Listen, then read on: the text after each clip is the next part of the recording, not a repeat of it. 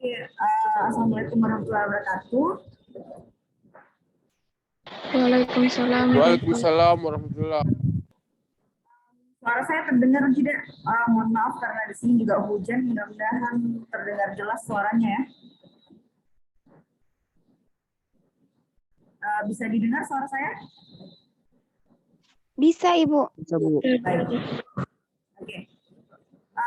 Untuk hari ini kita akan melanjutkan terkait pengantar teknik industri ya.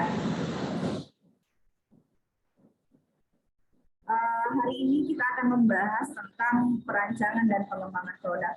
Nah, buku yang dipakai biasanya tetap dari Pak Sri Tomo ya, pengantar teknik dan manajemen industri. Kemudian untuk desain produknya sendiri biasanya pakai punya Ulrich yang produk design and development. Itu ada versi Inggris, ada yang versi Indonesia. Silakan kalau memang misalnya tertarik, boleh cari di perpustakaan. Oke. Sebelum kita mulai, sekarang saya tanya dulu nih, gambaran kursi itu seperti apa sih? Ada yang bisa menyamakan persepsi nggak? Gambaran kursi yang kita sama-sama tahu itu seperti apa? Nah, kalau misalnya secara offline biasanya saya suruh gambar di papan tulis ya, tapi karena kita online, jadi mungkin saya akan tampilkan gambar saja supaya persepsi kita tentang gambar kursi itu adalah sama. Jadi untuk merefleksikan kursi ya, biasanya kita akan membuat sketsa dulu ya.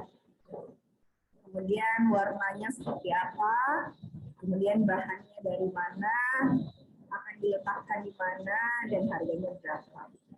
Nah, kurang lebih kursi pada umumnya ya akan seperti ini ya. Kurang lebih akan ada sponsnya sedikit, kemudian lebih banyak dari bahan kayu ya, warnanya juga mengikuti warna kayu. Letaknya ini bisa multifungsi, bisa digunakan di meja makan, bisa juga mungkin di ruang santai ataupun teras rumah. Nah, akan berbeda ketika misalnya kita melakukan perancangan ataupun desain kursi yang lebih modern ya. Contohnya seperti pada gambar ini, terkait sketsanya, kemudian warnanya juga bisa beragam, kemudian bahannya ya, kemudian letaknya bisa lebih multifungsi lagi dibanding gambar pertama, dan harganya tentu saja akan berbeda dengan harga yang pertama. Nah, kursi awal ini ya, biasanya kita asumsikan dia sekitar harganya 100.000 ya.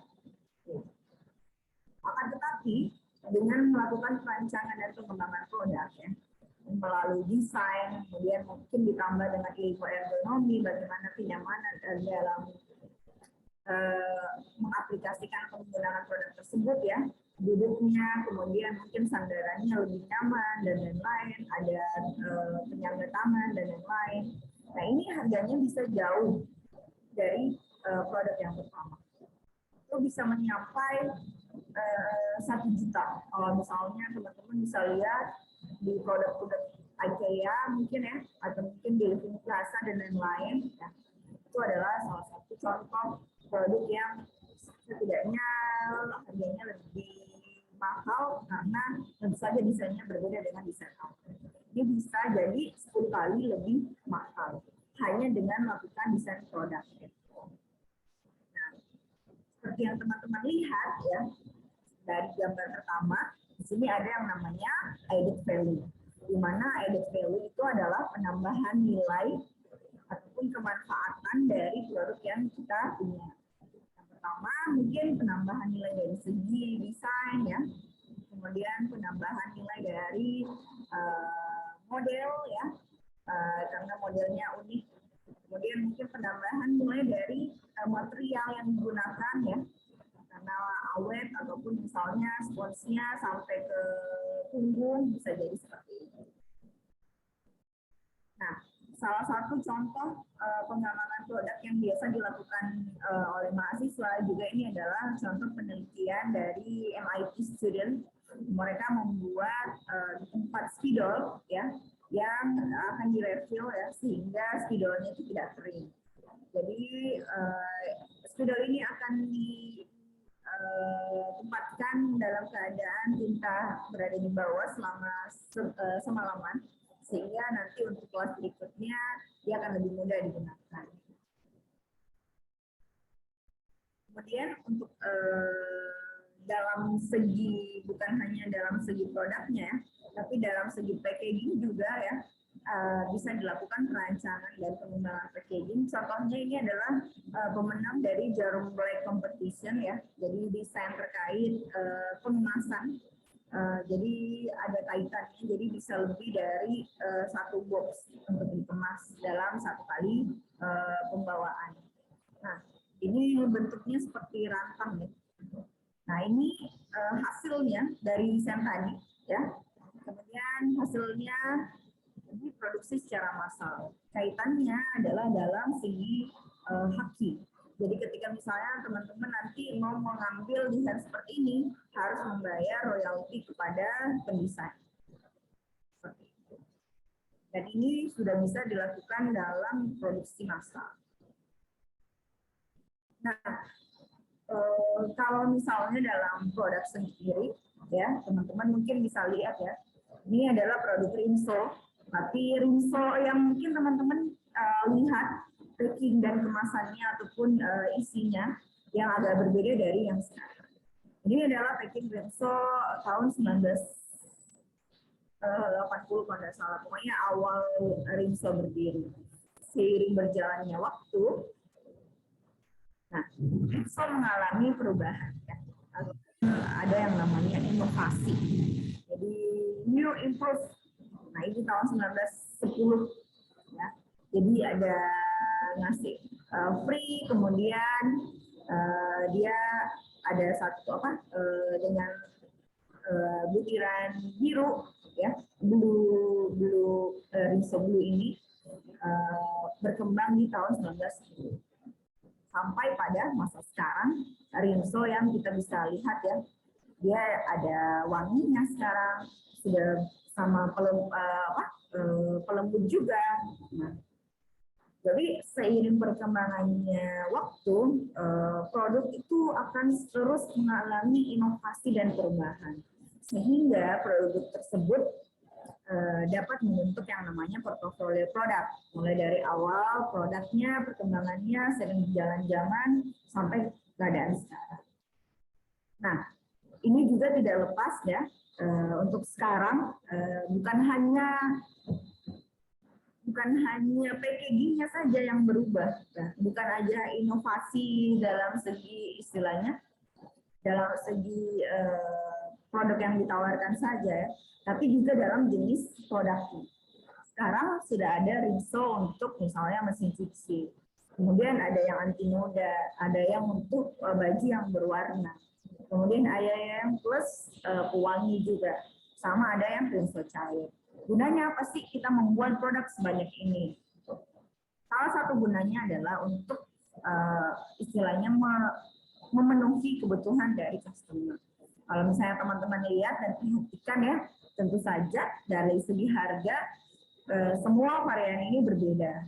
Kenapa kok dibuat banyak varian? Ini untuk memenuhi kebutuhan customer dari segi kalangan. Ya.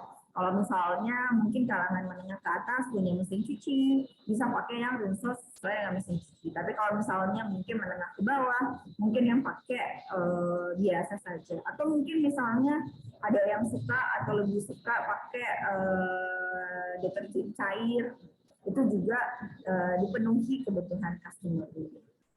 Sama ada yang baru lagi terkait dengan perkembangan iklim ya, mungkin juga perkembangan zaman yang semakin rusak alamnya kita. Kemudian Rinso melakukan inovasi di mana dia melakukan packaging dengan melakukan plastik hasil daur. Nah, ini juga bakal mendapatkan pasar sendiri ataupun customer sendiri ya, di mana orang-orang Dia dengan branding dia yang pertama di Indonesia, tentu saja orang-orang yang istilahnya lebih mencintai lingkungan, meskipun mungkin harganya lebih mahal, ya, tetap memilih yang plastik hasil daur ulang. Nah, ini contoh disertifikasi produknya ya. Jadi varian dan jenis produknya untuk memenuhi beberapa kebutuhan customer. Nah, terkait dengan perkembangan produk ya. Kalau produk dia bisa akan lebih cepat perkembangannya. Berbeda dengan dalam segi teknologi. Biasanya dalam segi teknologi itu jeda waktunya agak lumayan panjang ya. Dari pertama ya, ini contohnya adalah evolusi dari telepon ya atau handphone. Dari awalnya 1982 cuma pakai mobil resonator ya. Kemudian perkembangan zaman lagi pakai Motorola. Kemudian mulai udah bisa dibawa ya. Kemudian ada BlackBerry dengan inovasi dia pakai keyboard yang QWERTY ya. Kemudian ada Motorola Flip 2004, kemudian 2005 dia pakai smartphone yang ada Windows Mobile-nya sudah. Nah, 2007 muncullah smartphone yang namanya iPhone ya. Kemudian berevolusi lagi di 2010 sudah mulai 4G, ada mobile phone yang pakai 4G standar, sekarang malah sudah pakai 5G ya. Oke. Dan bisa connect ke internet segala macam. Jadi ini perkembangan produk dalam segi teknologi. Nah, dari segi teknologi juga sama kayak produk yang tadi ya. Kenapa kok iPhone itu menawarkan berbagai jenis varian? Tentu saja target pasarnya juga berbeda ya. Kalau iPhone yang SE mungkin kalangan menengah ke bawah, kalau misalnya yang baru mungkin menengah ke atas ya. Nah, dengan tentu saja ya ada beberapa hal yang agak berbeda dari segi spesifikasi sesuai dengan harganya. Jadi sebenarnya apa sih peran desain produk itu? Jadi kalau lingkup desain produk sendiri, dia berada di awal ya, awal proses sebelum kita melakukan proses produksi. Dari di sini akan berhubungan dengan yang namanya voice of customer, kemudian dari segi fungsi analisis dan morfologinya juga. Nah, di sini contohnya ya, ketika misalnya kita melakukan sesuatu ataupun menjual suatu produk dengan tanpa inovasi. Nah, memang di awalnya kita peluncuran produk itu akan istilahnya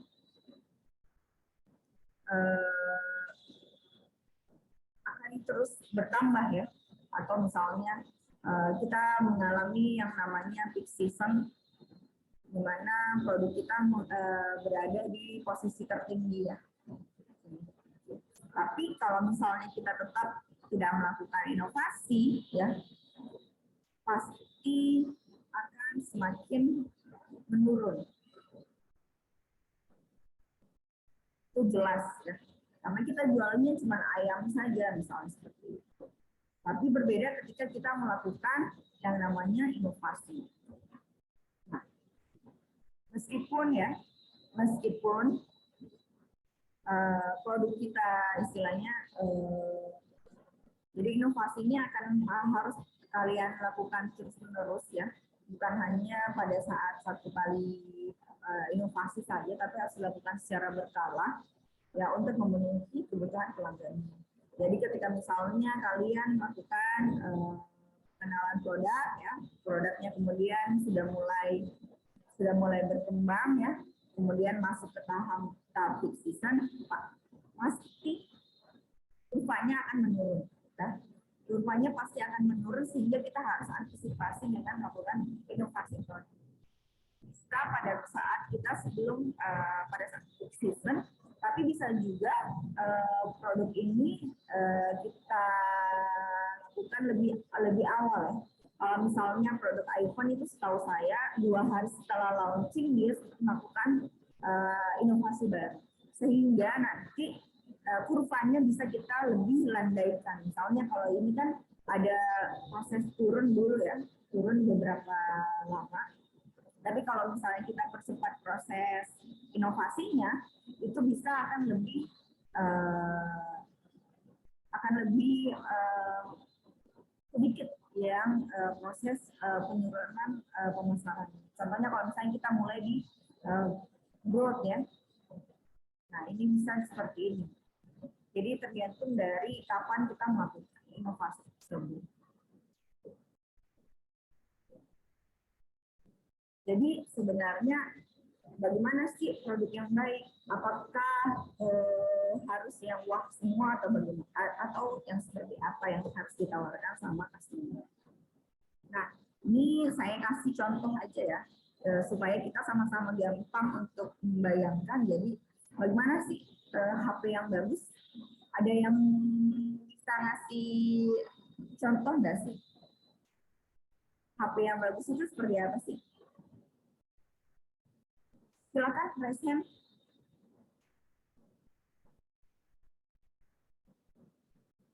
Oke, Lisa, silakan. Baterainya lama. Baterainya yang lama, oke. Ada lagi yang lain? Penyimpanan internalnya, Bu. Memori ya, memori. Speknya, Bu. Spek dalam arti apa dulu nih? Spek itu ada banyak. Bisa lebih spesifik lagi nggak?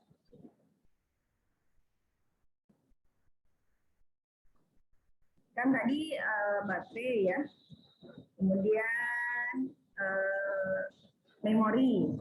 Spek yang kayak gimana? Apakah RAM-nya ataupun Chipset, Bu. kenapa? Chipset, Bu. Chipset RAM. RAM gitu ya, chipset ya. Jadi prosesor. Snapdragon-nya, Bu. Lebih ke operating systemnya ya. Layarnya, Bu. Layar, oke, bisa juga.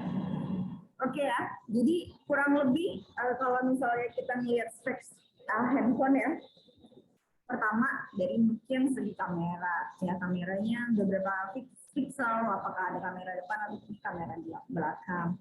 Kemudian baterainya seperti bagaimana, awet kan berapa lama minimal, kalau misalnya di charging dengan misalnya main game terus, apa bisa bertahan berapa lama.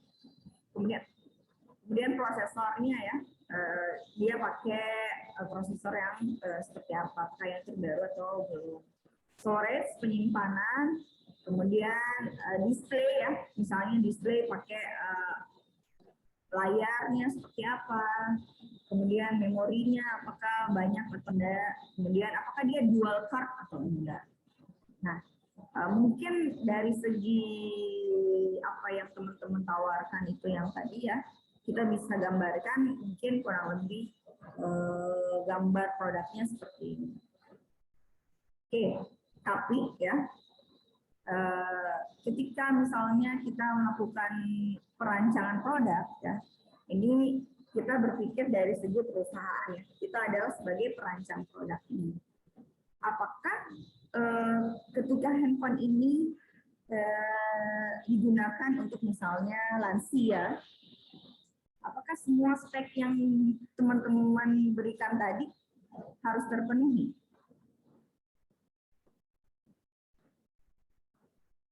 Misalnya kalau neneknya pakai handphone, apakah kameranya harus bagus? Gimana?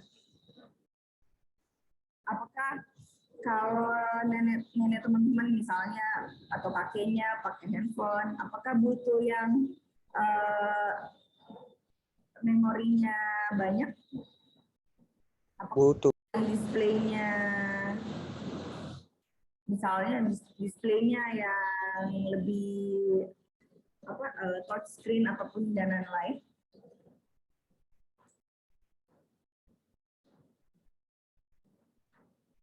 Oke ya. Jadi kalau dalam perancangan produk teman-teman ya, yang pertama harus dilihat adalah siapa sih sasaran produknya kita. Nah, ketika misalnya teman-teman melakukan perancangan produk dengan sasaran produknya adalah lansia, misalnya ya, nah otomatis semua kriteria yang tadi teman-teman sebutkan tidak harus semuanya ada.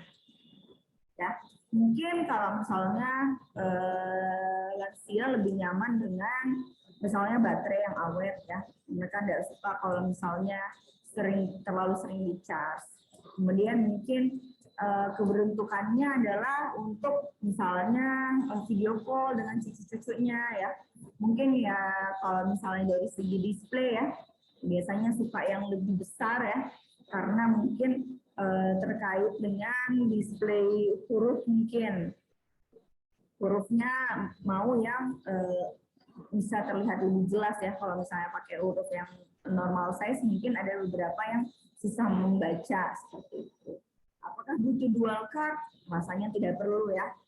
Mungkin satu saja cukup. Kemudian seperti itu. Kemudian prosesornya ya mungkin tidak usah yang terlalu kencang ya, yang normal aja sudah mencukupi. Nah, dari segala yang tadi kita paparkan, otomatis itu akan menurunkan dari segi harga ya.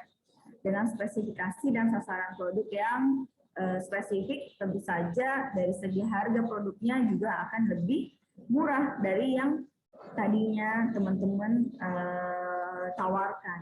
Pokoknya kameranya bagus, baterainya oke, prosesornya oke. Nah, tapi ketika kita lihat peruntukannya untuk lansia, bukan seperti itu lagi yang diharapkan. Sehingga yang paling penting adalah yang namanya identification of customer need. Nanti sebagai perancang produk, teman-teman harus lihat apa sih yang dibutuhkan dari customer-nya kita. Mereka tuh butuh yang seperti apa. Kalau lansia tuh butuhnya yang seperti apa. Nah, dari kebutuhan itu nanti kalian terjemahkan menjadi technical specification. Sehingga setiap sasaran sasaran customer akan berbeda spesifikasinya. Berbeda lagi kalau misalnya sasaran produknya teman-teman adalah mahasiswa. Nah, otomatis mereka butuh yang mungkin prosesornya besar ya, karena mungkin sering Zoom meeting dan lain-lain ya. Kemudian storage-nya atau mungkin menyimpan materi dan lain-lain. Butuh dual card mungkin kalau misalnya satu untuk pribadi, satu untuk organisasi misalnya seperti itu. Nah, jadi yang perlu yang pertama kalian harus perhatikan dalam perancangan produk adalah siapa sih produk ini yang dibuat. Baru kita mengidentifikasi keinginan customer tersebut dan menjelaskan ataupun menspesifikasi dari segi teknikalnya. Nah, kemudian ya terkait dengan nilai tambah ya.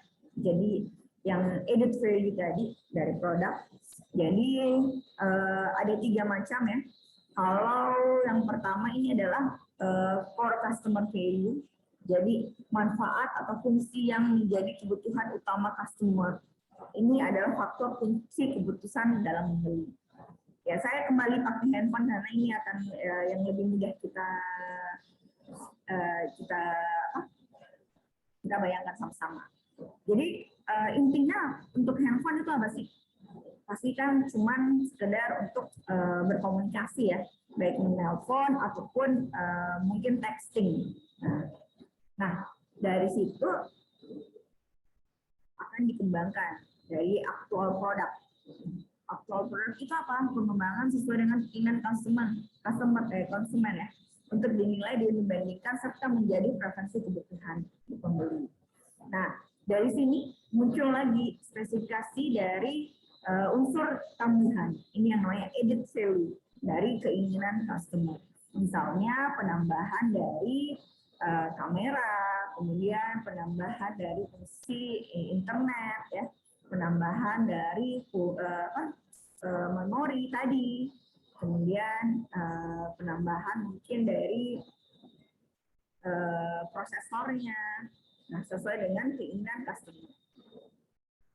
Nah, kemudian ada lagi tambahan yang ditawarkan sebagai keinginan laten konsumen dan menjadi persuasi kebutuhan pembeli.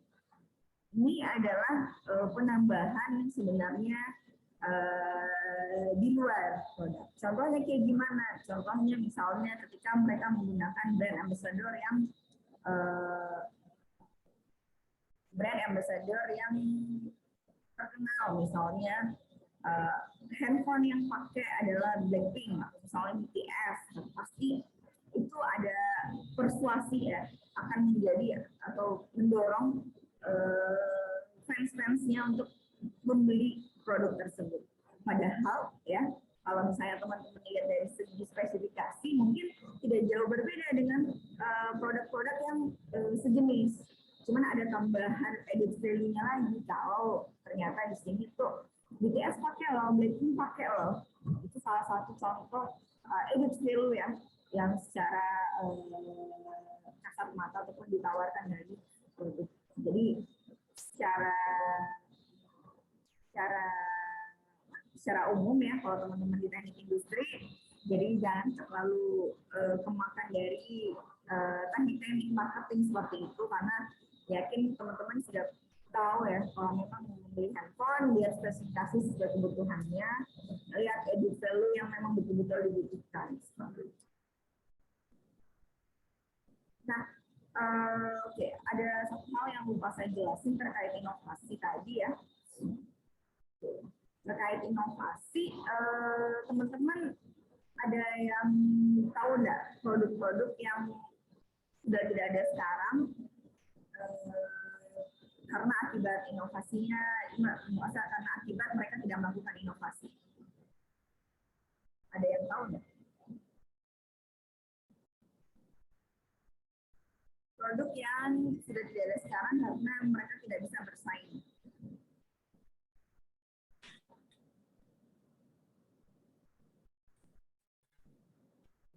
Produk Bu. Produk apa? HP Xenia.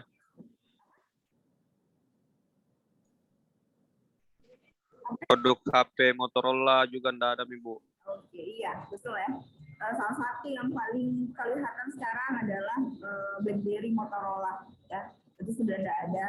Kenapa? Karena pada saat Samsung dan lain-lainnya sudah beralih ke layar sentuh ya, ataupun touch screen, nah dia tidak mau berinovasi seperti itu. Makanya dia ada mundur. Ya. Sama kayak misalnya kadang ada brand-brand juga ya, yang sebenarnya jadi kekuatan brand itu sangat penting ya teman-teman. Jadi kalau misalnya teman-teman beli minum ya, pasti meskipun yang dibeli adalah klub ataupun le mineral, pasti bilangnya mau beli Aqua. Itu salah satu contoh ya. Padahal yang kita mau beli adalah air mineral. Nah itu salah satu contoh kuatnya brand image dalam diri customer. Kalau misalnya teman-teman biasa bilang pasta gigi apa sih? Biasanya kan pakai odol ya. Odol itu adalah brand yang meskipun sekarang sudah tidak ada, tapi menjadi brand image dari pasta gigi. Ya mungkin kan teman-teman pakai pasta gigi, saya mau beli saya tadi pagi sikat gigi pakai Pepsodent, misalnya apa? Ya Pepsodent mungkin juga sudah mulai menggantikan odol ya. Mungkin untuk generasi kalian mungkin beli pasta gigi bilangnya beli Pepsodent, meskipun yang dibeli adalah Close Up misalnya seperti itu. Itu salah satu contoh inovasi dan brand image yang sangat bagus ya. Mungkin kalau teman-teman lihat inovasi yang paling kencang sekarang adalah dari yang namanya K-Wave atau Korean Wave. Jadi Korea itu salah satu negara yang sangat berhasil melakukan inovasi, bukan hanya dari segi produknya. Kalau teman-teman lihat mobil-mobil dari ataupun digital Korea juga sudah banyak ya, kayak Samsung dan lain-lain gitu kan.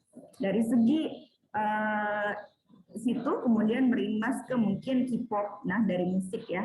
Kemudian selain itu juga inovasi masuk lagi ke K-drama, film. Kemudian habis itu masuk lagi ke inovasi dari sekarang teman-teman bisa lihat kalau di Makassar saja sekarang berapa banyak restoran Korea. Nah itu salah satu contoh inovasi yang paling kenceng ya dalam satu negara.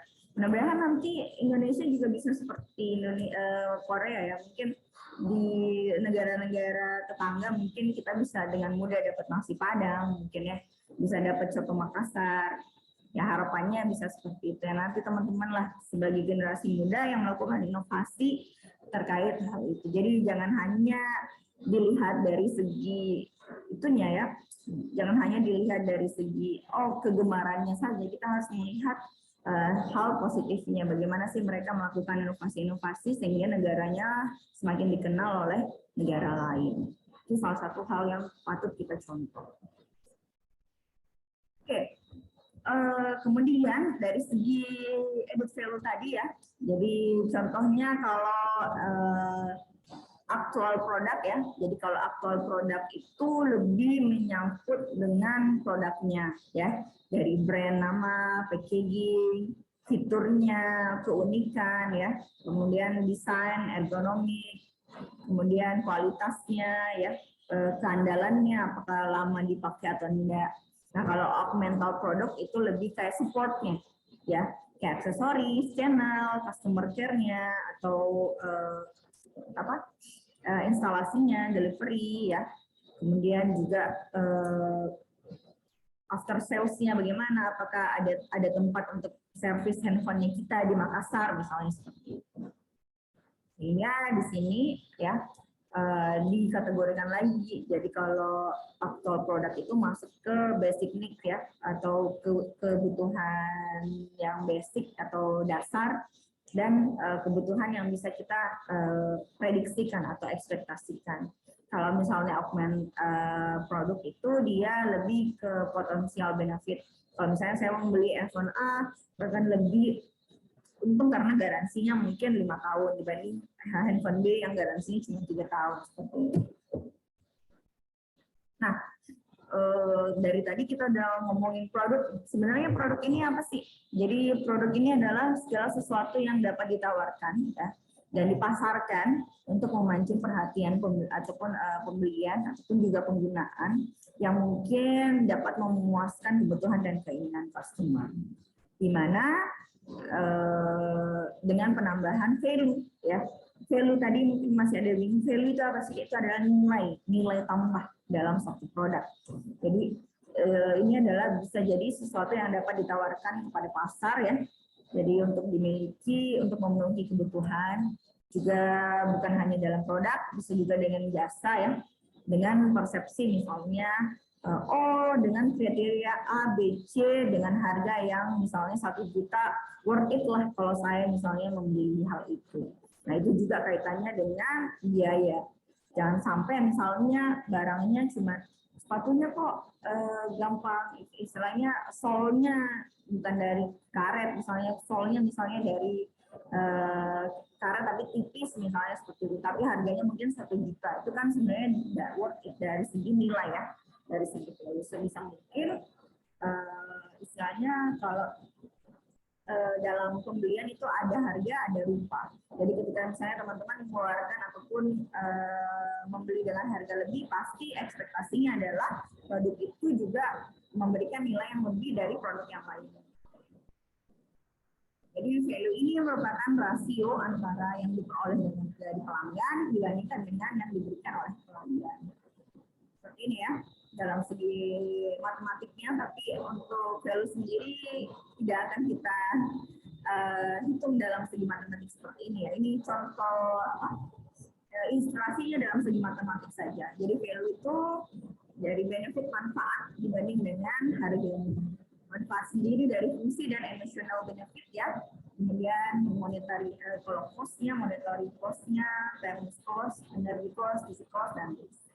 Jadi emotional benefit ya, kalau saya teman-teman lihat emotional benefit ya seperti yang tadi. Kalau misalnya mungkin teman-teman masih ingat kemarin ada kolaborasi McD dan BTS ya. Itu orang pengen banget beli gitu kan, emotional pas dicoba sebenarnya apa sih, sama aja dengan produk biasa, cuman packagingnya aja yang berbeda.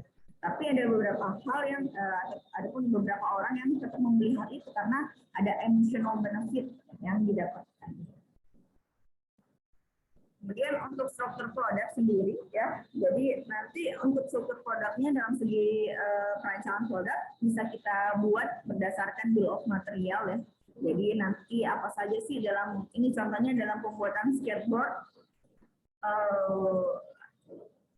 elemen-elemen apa saja atau bahan-bahan apa saja yang bisa digunakan. Kemudian bisa digambarkan dengan explode diagram ya. Jadi per part-nya seperti apa. Kemudian akan ada matriks kebutuhan sama kayak yang tadi ya, kita pengen melihat apa sih yang dibutuhkan customer dan bagaimana sih kita bisa dengan teknologi yang kita punya bisa memenuhi kebutuhan customer tersebut. Kemudian ada tabulasi dari keinginan customer dan aspek teknis yang kita punya. Apakah bisa memenuhi semua keinginan customer atau kita rincikan ke satu aspek saja. Kemudian ini aspek rancangan produknya ya. Jadi ada marketable, ada profitable, sama affordable, sama producible. Jadi kalau dari market kita lihat ya pasarnya seperti apa sih. Jangan sampai teman-teman membuat ataupun menjual produk yang pasarnya tidak ada. Contohnya mungkin teman-teman pengen menjual produk dengan warna neon tapi dipasarkan ke misalnya lansia, itu kan marketnya akan salah ya. Atau teman-teman menjual jasa mungkin kalau yang belum ada di Indonesia sepertinya jasa itu ya hewan ya. Nah, hewan kalau hewan sendiri biasanya lebih ke dokter hewan ya. Tapi tidak semua istilahnya masih kurang orang-orang yang memeriksakan hewannya ke dokter hewan. Misalnya vaksin hewan juga terbatas ya, tidak semua. Jadi marketnya agak sempit seperti itu. Kemudian teknikal ya, jangan sampai membuat produk yang kita tidak punya inovasinya. Misalnya membuat kemasan yang 4G misalnya, 4D ya, 4D. Tapi kita tidak punya mesin untuk mencetaknya seperti itu. Jadi tidak kompatibel dengan kompetisi yang kita punya ataupun keahlian yang dipunya. Kemudian kalau profitable dan affordable ini dalam segi ekonomi dan finansial ya, di mana kalau profitable-nya sendiri berapa sih keuntungan yang kita bisa dapat dan apakah produk tersebut ada yang bisa membeli. Jadi belum tentu ketika produk itu mahal berarti bagus. Nah seperti itu ya, mahal tapi misalnya rasanya tidak ada yang bisa membeli ya percuma. Tapi ada memang pasar-pasar tertentu yang semakin mahal mereka semakin tertarik. Kadang ada yang seperti itu, tapi tergantung produknya juga. Nah, jadi ini ya, marketable ini dapat dipasarkan ya dari aspek dari kualitas dan biaya, kemudian dapat diterima di masyarakat dari segi aspek hukum dan aspek lingkungan. Kemudian untuk mampu diproduksi bisa dan logistiknya juga ya. Misalnya delivery-nya bisa misalnya ke seluruh Indonesia ataupun ke luar negeri, kemudian disanggupi pada bagian pengadaan. Jangan lupa ketika misalnya kita membuat produk tapi misalnya bahan bakunya nggak ada, materialnya nggak ada, ya gimana kita membuat ya, itu juga harus diperhatikan. Kemudian dari aspek affordable ya, dari segi modal kita bisa, kemudian kelanjutan finansialnya jangan sampai membuat produk tapi keuntungannya sedikit sehingga kita tidak bisa muter hasil. Bisa jadi sih seperti itu. Untuk profitable, bagaimana pengembangan modalnya, apakah juga menguntungkan dari investornya dan lain-lain. Kemudian ini kelayakan pasar ya, ini juga yang harus teman-teman perhatikan. Apakah keinginan customer dari pasar yang potensial menjadi target sudah sesuai ya, seperti tadi. Menjual produk yang berwarna neon ke lansia apakah cocok atau enggak gitu kan. Kemudian kualitas produknya sesuai dengan perspektif konsumen atau enggak. Kemudian kelayakan harganya ya, terkait juga perilaku customernya seperti apa, daya belinya seperti apa. Atau misalnya kalau Makassar itu daya belinya cukup tinggi ya, saya rasa ya. Jadi kalau misalnya teman-teman lihat iPhone 13 terbaru datang nih, lihatlah berapa banyak orang-orang yang ngantri misalnya seperti itu. Berarti daya belinya juga cukup tinggi dan dapat diterima masyarakat karena tidak bertentangan dengan norma. Kalau teknikal dari segi teknik ya, dari materialnya apa, kemudian sumbernya seperti apa, dari SDM-nya juga seperti apa, apakah bisa mengerjakan produk tersebut atau enggak. Dari finansial ya seperti tadi, modalnya kapan balik nih, kemudian dari segi kelayakan keberlangsungan produksi bisa tetap berlangsung, jangan sampai kalian misalnya buat produk jilbab voile tapi justru lebih banyak biaya produksinya dibanding biaya yang dijualkan sehingga tidak bisa membuat batch selanjutnya misalnya seperti itu. Jadi kalau misalnya teman-teman lihat ilustrasi ini ya, sebenarnya kalau dari segi traditional costingnya, desain itu cuma 5%, material 50%, SDM-nya 15%, kemudian untuk lain-lainnya itu adalah 30%. Tapi kalau dilihat dari aktual cost-nya, desain ini berperan lebih penting ya, sebesar 30%. Karena ini akan mempengaruhi dari segi material, bagaimana produk tersebut dibuat, dan bagaimana produk tersebut dapat diterima oleh pasar. Jadi secara aktual cost, produk desain ini adalah produk yang harus istilahnya harus diperhatikan dalam segi produksi. Nah ini tadi ya, kalau marketable nanti teman-teman akan belajar di pengendalian kualitas, ergonomi, statika struktur, sama pemasaran. Kalau produksible nanti kita masuk ke proses manufaktur, material teknik ya. Rasanya sudah sudah teman-teman pelajari juga material teknik, kimia industri. Kalau dari affordable nanti masuk ke akuntansi biaya, profitable masuk ke ekonomi teknik ya. Nah nanti untuk produk desainnya kita terkait mata kuliah menggambar teknik, perancangan produk, dan elemen mesin. Tapi kalau di ATIM kayaknya tidak ada elemen mesin, jadi dimaksimalkan di menggambar teknik dan perancangan produk juga. Nanti ada praktikumnya juga. Nah, untuk tim dalam perancangan produk ya, ada bagian pemasaran, pengadaan, perancangan, pembuatan ya. Kemudian kalau tim pendukung ada dari bagian hukum ya, terkait haki tadi. Kalau misalnya kita membuat packaging harus dipatenkan ya, sehingga kalau misalnya ada yang pakai kita bisa klaim. Tapi kalau misalnya kita tidak patenkan, nah itu bisa kita tidak bisa klaim. Sama kayak kemarin kasusnya kalau teman-teman lihat geprek bensu, nah itu kan ada yang sudah mematenkan nama bensu sehingga sudah tidak bisa dipakai lagi. Itu salah satunya kenapa kita butuh yang aspek hukumnya. Kemudian universitas, kelompok pencinta alam, kemudian badan profesional ya, BPOM, SNI, Sukovindo, kemudian lembaga perlindungan konsumen, sama konsumen itu sendiri. Untuk perancangan produk sendiri akan ada beberapa tahap. Yang pertama planning, kemudian pengembangan konsep ya, konsep development. Kemudian kita breakdown menjadi level design, apa saja dari apa saja yang harus diproduksi dari konsep kita. Kemudian kita masukkan detail desain ya, terkait material dan lain-lain. Kemudian ada testing dan kemudian baru diproduksi. Nah, pada tahap proses perancangan dimulai ya. Jadi ada ide dulu, kita muncul dari ide, kemudian dievaluasi melalui prioritasnya apa sih. Kemudian ada portfolio project-nya, kemudian kita lihat dari alokasi waktu dan sumber daya, kemudian dilihat dari perencanaan project-nya apakah bisa sesuai dengan waktu, kemudian masuk ke product development process. Nah ini contohnya ya. Jadi nanti untuk lebih detailnya teman-teman akan pelajari di perancangan produk. Jadi nanti apa yang produk sekarang yang ada, kemudian akan dikembangkan dengan inovasi, kemudian foundation platformnya seperti apa, dan lain-lainnya. Untuk tahap pengembangan ya, diidentifikasi dulu customer needs-nya, kemudian target spesifikasi, terus konsep generation.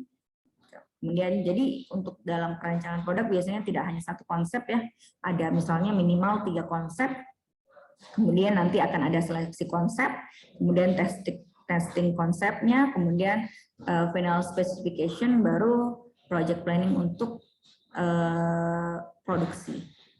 Jadi dalam pengembangan seperti ini ya. pembangkitan konsep, kemudian penyaringan konsep, penilaian konsep, kemudian terakhir pengujian. Jadi pembangkitan konsep akan ada beberapa, akan banyak alternatif ya, kemudian nanti disaring yang mana akan bisa digunakan, habis itu dinilai baru melakukan pengujian. Untuk tahap perancangan produk sendiri ada yang namanya agregasi dan disagregasi, jadi tergantung dari tipe, family, dan itemnya. Jadi kalau teman-teman lihat contohnya nih ya, ada 2 produk, ada late differentiation, ada early differentiation. Kalau misalnya late differentiation, mungkin teman-teman bisa lihat kalau perbedaan antara Indomie bungkusan dengan Indomie yang cup. Itu adalah late differentiation. Kenapa late differentiation? Karena bentuk mie-nya berbeda. Jadi mereka dibedakan berdasarkan di awal ya. Jadi pembedaannya di awal. Kemudian kalau early differentiation,